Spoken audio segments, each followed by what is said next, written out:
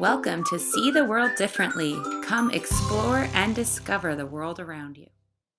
Hey there, and thanks for tuning in to another episode of See the World Differently with Oceanscape Yachts.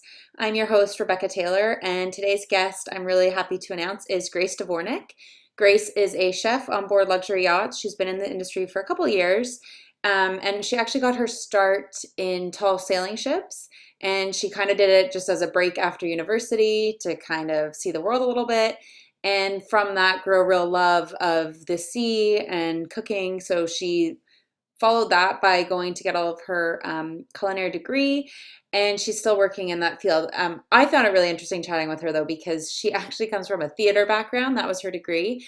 So she's very vivacious and full of life, and I just think she'd be the most fun chef to have on board a yacht charter because she'd be entertaining, but also cooking up some amazing dishes. She plugs her Instagram account, and you're definitely going to want to check it out because she shares a lot of her famous dishes on there, and a lot of it's really cool. It comes from family recipes and it's all been passed down, so you get a real nice feel of home with her too. So I hope you enjoy this episode, and if you don't already subscribe to us, please head to the Apple iTunes store where you get your podcast, or Google Play.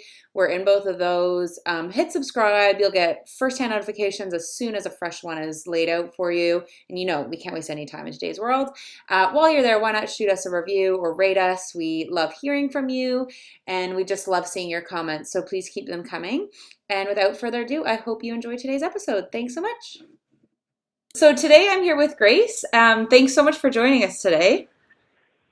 Yeah, it's a pleasure to speak with you. Yeah, we love having new guests on the show, and we actually connected on Instagram, which I think is how so many people come to know one another these days. And Grace was kind enough to sit through a few interview questions with me, and then we thought, you know what, why not put it on a podcast? So Grace is a chef on board yachts, and I just think you have such a cool entry into this industry. So can you share a little bit about how you came to be working on board luxury yachts? Yeah, absolutely. So I graduated from college in 2015, and my degree is in theater, theater with a focus on art, painting cool. specifically. Okay. And after I graduated, I was just very tired after college, was kind of looking for an adventure. And spur of the moment, one night I was looking on a job board and found a listing for a sailboat.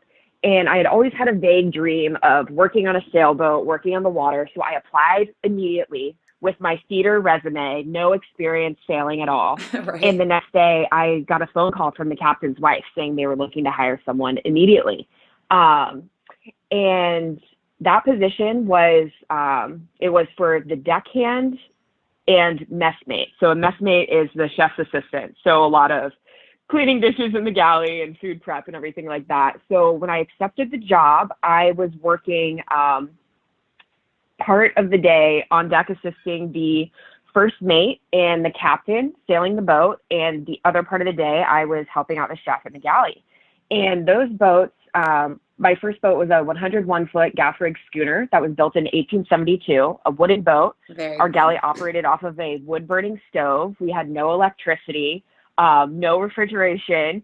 So it was a huge, it was like it's a learning huge curve. Culinary challenge. Yeah. Oh, it definitely was. Yeah. So not only was I learning about, cooking for a high volume of people with limited supplies, and culinary technology per se, I was also learning how to sail. The boat, we didn't have a windlass, so the anchor we pulled up, we cranked it up by hand. All of the sails were pulled up by hand. So I really got this intense crash course in sailing and cooking all at the same time. So that job was supposed to be just a 3-month summer gig, and I ended up loving it and kept sailing. So I did 2 seasons. I did another season down in the Florida Keys on a sailing catamaran as the mate, and was working part-time in a bakery. Okay. As well. Got Cool. some more experience. And then I went back to Maine and did another season on deck. And in between, I knew I wanted to transfer into yachting. I had heard about it. I had a friend who was a deckhand on a super yacht for a while. So I got all of my credentials from Blue Water Crew Training and awesome. started applying. So I have this this goal of eventually being a chef on a yacht, but I had no idea that I would be hired as a chef for my first yacht position. Yeah. Did you have any interest in cooking really before that? Or if theater's kind of your thing, was it just a good way to transfer into yachting, or have you always loved cooking? Yeah, so I grew up cooking with my grandparents, and my Okay. grandparents have unique stories. My great grandparents were immigrants to the States, and they opened up a restaurant and tavern in the northern woods of Wisconsin. Oh, And cool. my grandfather grew up cooking with his parents, and then I grew up cooking with my grandparents. So I had this love for cooking and food from a young age. Family dinners were always really important to us. We gather around the table, and the food kind of told the story of, where it was from or the mood of the day or the meal. So I had always really enjoyed it and really enjoyed spending time. Hadn't considered it as a career until I was looking for a way to transition into yachting, and I thought working in the galley would be really interesting because I could combine, my love of boats, my love of sailing with a love of food and a passion for serving others. Yeah, and it's Mhm. it's actually the perfect way. You may not have thought it, but to enter in, right? Because I know a lot of super yacht chefs who come from high-end hotels or like exclusive bars and restaurants. So they would have had top of the line everything, and then they're going to a very small space. A super yacht still has top of the line. Like you're going to have, great refrigeration and your stoves and everything else, but you're limited. You're on a boat and you only have so much access. So for you, coming from the opposite, no electricity, no refrigeration, Right. like you were probably way ahead then, and it was awesome. You had all these skills that people would probably kill to have in a tiny space like that. Right. Looking back, yeah, I definitely had a very unique advantage and perspective on my first boat. And even still now, I freelance. And so when I first get on a yacht, I've had several captains say, oh, sorry, limited working space, or the microwave is broken, or, our freezer is tricky. And, Yeah. I think I tell them, I'm like, no problem. Yeah. I can adjust, I can adapt, small spaces, not an issue. I can be creative. So I definitely Yeah, had a really interesting skill set when I first started for on sure. my very first yacht. And Mhm. did you, like, when you went to your first yacht working as a chef, did you feel really prepared for that because you were obviously doing kind of mixed roles before? Or, like, the first time you had a charter, were you thinking, okay, this is how I provision, I know where I need to go, I know what I need to do, like making all your meals lined up for the week? Or was that something that you had to kind of work on? Yeah, so it was kind of a combination. I feel like part of it was that I really had no idea what I was getting into. So it was kind of like the ignorance is bliss thing Yes, where yeah, anything that came, like now looking back, I'm like, how did I do that? How did I survive? yeah, Um, so it was part that I just wasn't aware. And so everything just seemed fine and like a new challenge.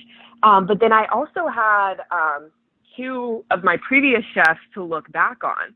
So my first chef, on my very first tall ship, she had worked in kitchens around Brooklyn as a head chef for the past 10 years.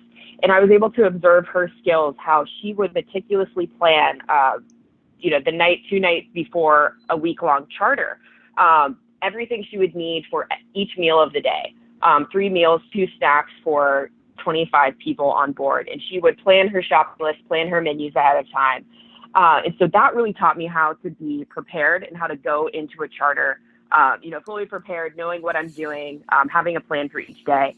And then on my second season up in Maine, I had another chef who had a completely different approach. He would he would get all of these ingredients and then day of kind of decide what to do or adapt everything. Or sometimes I wow, would walk into the galley in the morning and he would say, "Hey Grace, what should I do for lunch today?" Or, "I have this ingredient. What should I do? What should I do with it?" And he just had this like wild card approach. I remember one day he came back laughing from provisioning, and we were like, "Hey, what's up, man?" uh-oh. And he said he went to a farmer's market and he saw an ingredient he had never used before, so he bought the entire stock of of this one ingredient that they had, and then he came back and made this incredible dish. So I Wow. had these two fantastic chefs that Like I had the privilege mentors. of learning under. And even on my second boat, I was strictly on deck, but I always found myself in the galley asking questions or watching. And so I really took the two of them. And now, even still to this day, before my charters, I try to, plan everything, get my shopping list together, plan all of my menus like my first chef. But then I know no matter what happens, no matter what ingredients I have on board, I have the skills to improvise, just like my second chef did. Yeah. So Does that kind so it's of, really unique. did he, I mean, I imagine that was probably slightly stressful when you know they don't know, but it's so cool that they could pull it off. Like, there's people that just work like that, and that's obviously his MO and what helps, but I imagine if you were trained, you're like, is this how it's done? I mean, like if you didn't have that other experience, I think it's a nice balance, like you say. Nothing's really a problem if it doesn't quite go to plan, but also planning helps. Yeah, yeah, for sure. And so it was really interesting to watch how two completely different people, but working in very similar environments, had their approach to this, and they both pulled off every single meal with flying colors. It was incredible. Yeah. And do you have kind of your own, not necessarily methods, but also like cooking style? Or I know a lot of it comes down to guest profile and preferences and things like that, but do you tend to gravitate to a certain style of food or fusion that you like to mix in? hmm Yeah, for me, I think my cooking, I try to tell a story or relate to the guests, where, a big thing is the preference sheet. What do guests want? What do they ask for? And then I cater to them specifically. But growing up cooking with my grandparents, my food has a really strong influence from my family, where every dish that I serve, I've either learned from my grandparents, have cooked for my family, or it's been inspired by my family. And then the next time I see Wow. them and I go home, I'm able to cook them this dish and say, hey, I was in the Bahamas. I found this at a store. I thought it was something you would really like. I made it for my guests, and now, I'm going to serve it to you for dinner. So it's really interesting. And then it also provides an interesting story for the guests. I have a couple menu items that guests have really loved, and they say, hey, what inspired this, or where did you learn to make it? And I'm able to say, the bread from this starter, I make this one starter. It's called King's Hawaiian Mini Cubans, and the King's Hawaiian bread bakery was very close to my dad's house in Oahu, in Oh, Hawaii, where he grew up. cool. Okay. So yeah, so that's an interesting story. And then my mom used to use the same bread to make a similar sandwich every morning on Christmas. So I was able to take, this cool story from my dad, these childhood memories, and then make this knockout starter that I use on almost every single one of my boats, because it's always such a big crowd pleaser. Or I do some different soups that my great grandmother used to make. And so it's really interesting to have that story and have that personal connection. And Yes, definitely. being a theater major and growing up in the theater, I love telling stories. I love that. So I'm able to kind of connect to the guests and bring a personal element to everything I cook. Yeah, that's really cool. I love that because they often come out, right? I've been on a few charters and they'll come out and tell you a little bit about the dish, and often it's local produce or seasonal items and stuff. So I can imagine having that little backstory too. It's like, ooh, okay, nice. And then you have that thought as you're eating it. So it really does add another element. Very hmm cool. Yeah. And do you have, so I know you say the bread's like a knockout. Is that something like, and in today's world, we all have different intolerances and preferences, but can you still find like one dish that works for everyone? Or do you find that those days are kind of gone? Um, I do have a couple dishes that I put on a lot of my menus for charters or for freelance gigs that I can adapt, where some of the ingredients, you can use olive oil instead of butter, or you Right. can, don't put cheese on or use a gluten-free option or something like that. So I do have a couple dishes that I know walking into a charter, I would be able to adapt last minute if I needed to. But yeah, that is a big occurrence in the industry. All of these different diets and food intolerances or allergies or just preferences according to pop culture. It's very interesting. Yeah. Um, Yeah, so I have had to improvise a lot or spend a lot of time researching new diets. I Yes. had yacht owners who were on a very specific diet that I had never heard of before working for them. Okay. And I had to spend a lot of time researching and looking up cookbooks, looking up recipes, trying to adapt things. And that definitely gave me great experience moving forward in charters because I've had guests on the same diet or with the same preference, and I've Okay. known what to do. Yeah, and there's also lots of alternatives, right, that you wouldn't even know existed that cooks just the same as flour does or whatever it is. You're like, oh, okay, cool. So Hmm. now I've got these in my back pocket. If I'm really stuck, this will work. But yeah, I had we have another chef friend who's I'd say he's probably been in the industry for like 20 plus years. And he was saying the same thing to me because we were talking about favorite dishes and like the one go-to, like crowd pleaser, you'll definitely include it on a charter. And he was saying it used to be this, but probably since like 2010 that hasn't happened because it seems like since then it just had a real big boom and now everyone has their own little things that they're dealing with or staying away from or causes a reaction. So it's really Hmm. interesting, I think, if you've been in a long time to see how it was one way for so long and now everything's just shifted, and it's good in a way, right? I would imagine, like you say, you did all this research, now you have all this knowledge, but it also kind of keeps you on your toes and you Hmm. have to be a little bit innovative when you probably before could have just, I don't want to say coast, but it would have been easier in some ways if everyone was just on the same path.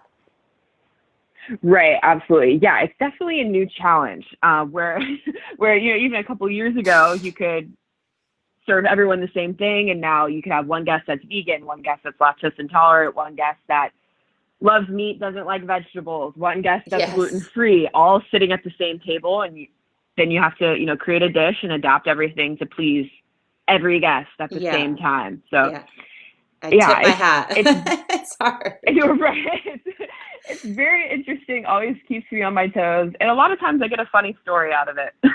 Oh, yeah, that's true. That's true. And do you have any that you can share, or are they all a little top secret? Let's see. Yeah, a lot of them are more on the confidential side. I have had several guests who were pretty laid back. It's happened to me. It's happened to a couple of chef friends where people say on their preference sheet no gluten, gluten free, and we modify for those guests. It's happened to me several times, and then I'll walk up on deck and the gluten free guest is drinking a beer and asking if the Right. dinner rolls have gluten in them, stuff like that, where you just kind of have to take a step back and laugh and um Not really explain what's in. right, yeah, where you just say no, you're the dinner rolls don't have gluten, and you kind of bite your tongue about the beer that they're drinking, Yes. Yeah. but I can yeah, get but that. I'd rather have a situation like that where instead of a situation where a guest has a serious food allergy or gluten allergy, Yes. Yeah. yeah, I'd Yeah. always rather have the preference where I go a little bit out of the way to accommodate rather than having a serious Full condition blown. on board. Yeah. Yeah. Because I imagine that's everything, right? That's how you're storing food. That's what you're cooking in different pans. And I mean, that must have a huge effect. Right. Yeah. It does, yeah, and a lot of people don't realize that. Before there was one charter where I completely cleared everything out of the galley, wiped down all surfaces, wiped down all pans, utensils, because there was a risk of cross contamination. Okay. So if it's a serious food allergy like that, I always take it very seriously, take no risks, read all ingredient labels to make sure that I can keep my galley a safe working environment so Yeah. that way my guest food are safe for consumption. Yeah, no, that's a tricky one for sure. And are you still Hmm. kind of, I know you said you're kind of going in between different gigs right now, but are you still like mainly in the US, or do you have any goals or plans? Like, would you rather head over and do like a summer in the Med, or are you pretty happy where you are? Yeah, so I'm based in Florida, in the Tampa Bay area. That's where I live when Okay. I'm not working. And I primarily work in the Bahamas or summers in Newport, Rhode Island, New England area. But Okay. I do have a dream of getting to the Med. I would love to do a season in the Med. I've traveled there with my family, um, but never for work. And actually, the last time we were in Greece, I think I was maybe 19 years old, and we went to this beautiful, extraordinary beach. And there were all of these super yachts on this Okay. dock. And I remember I just stopped and I was staring at them and we watched a helicopter land, Yeah. on one of the super yachts. And my mom, she said, "Oh, Grace, do you want a picture?" So there is a picture of me standing on the beach with these super yachts in the background. Very So, cool. Who would know? yeah, Yeah. so yeah, so whenever I get my first med season, I'm gonna have to find that picture Yeah, and do a serendipitous. side by side photo. Yeah. Yeah, Yeah, yeah. that's And I would exciting. also love to do like Pacific Northwest, Alaska, Canada. I think that would be a really neat experience as well. Oh, cool. Yeah, it's all opening up, eh? And all these yachts have so much access now, and they're so much more capable than they used to be. It's incredible. Yeah, it's incredible. It Yeah. really is. And do you have any, other than your bucket list items there, do you have anywhere you like to go to vacation? People always love hearing different tips, even if it's like your hometown of Tampa. People just love to know where to go and things they should see, and they're always looking for advice, our listeners. So if you can share any of your top spots around the globe, that would be great. Absolutely. Well, my number one spot is my hometown, Clearwater Beach, Okay. Florida.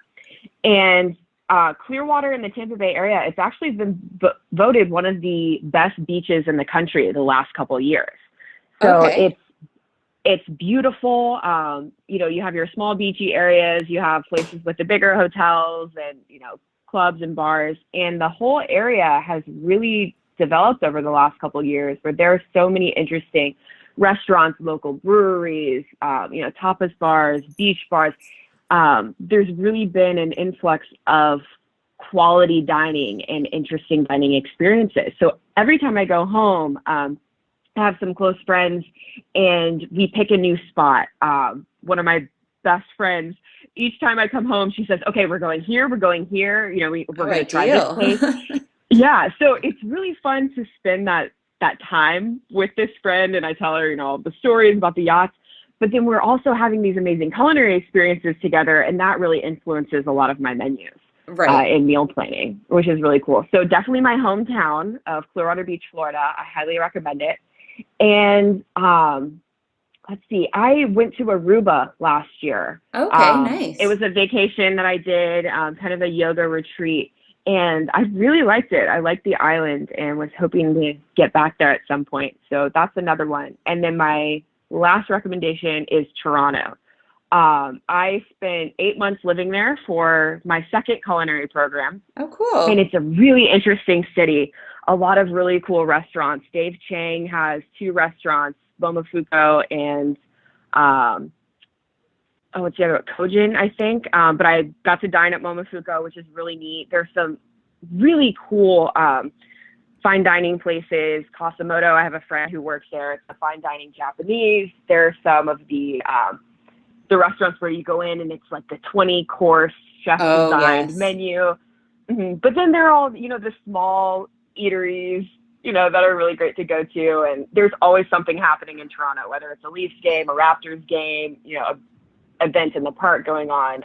So Toronto is definitely a place to see as well. Awesome. I love that you said that and we didn't put her up to it because we're based in Canada. So I'm in Ottawa and our boss, like the CEO, he's in Cambridge, which is just outside Toronto. So we're always there for work Oh my God, events and yeah, yeah.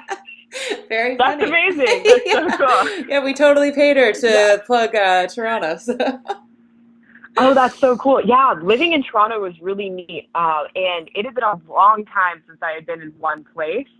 And winter was Oh, you nuts. came then. Yeah, bad It choice. was my first winter. So growing up in Florida, it was insane.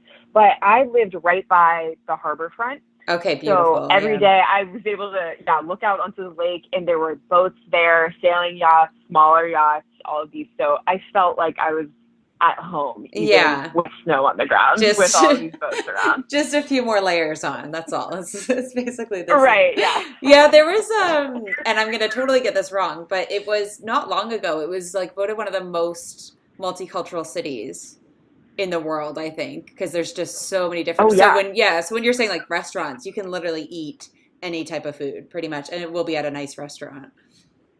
Yeah. Yeah, Oh, definitely. that's so funny.